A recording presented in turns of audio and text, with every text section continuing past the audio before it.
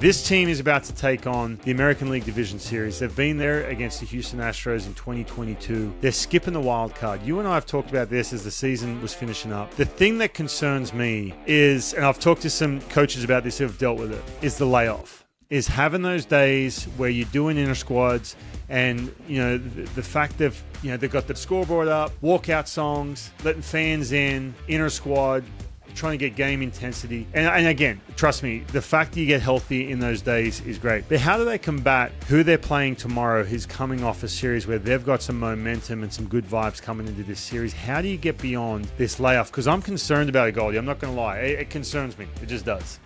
I understand both sides of this argument. I understand why someone would be concerned about the layoff. I also understand why somebody would be concerned about playing a best of a 3-game series. Think about this for an example. 3-game series to end the first half of the season.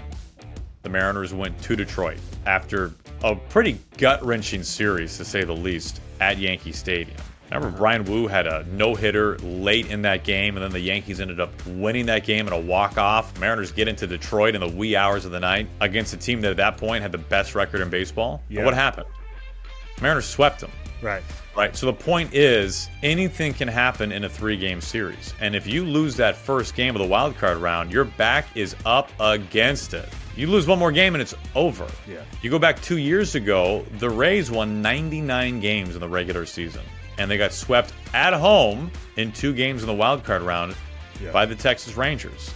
So I'm not saying this to you specifically, Hyphen, but go ask the Rays that year, do you want to have the first round bye?